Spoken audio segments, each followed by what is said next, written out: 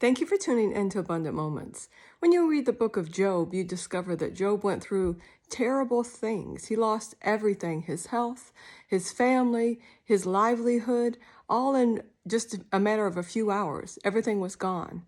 And the Bible lets us know that Job sat down in the ashes and he just cried out to God.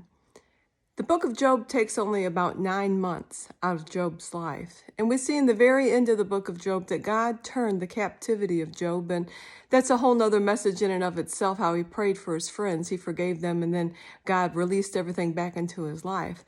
But in the very last chapter, chapter 42, it says that Job, after all of this, he saw his children and his children's children to the 4th generation. In other words, when he thought his life was through and everything was over with, he continued to live a long, healthy, blessed life. And so many times we go through difficulties and we think, this is it, I can't make it through this. But just like with Job, when he continued to trust in God, because he said, I know my Redeemer lives.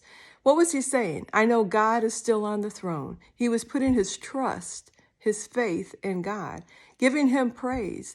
And God turned his captivity.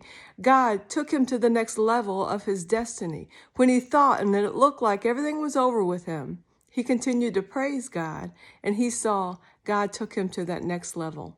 You might be going through a real difficult time right now in your life, and you might think things will never get any better. I want you to know they will. Continue to trust in God. Continue to give him praise. And you will see also that God will turn your destiny, because that's just what he does. That's the kind of God that we serve. Thank you for tuning in.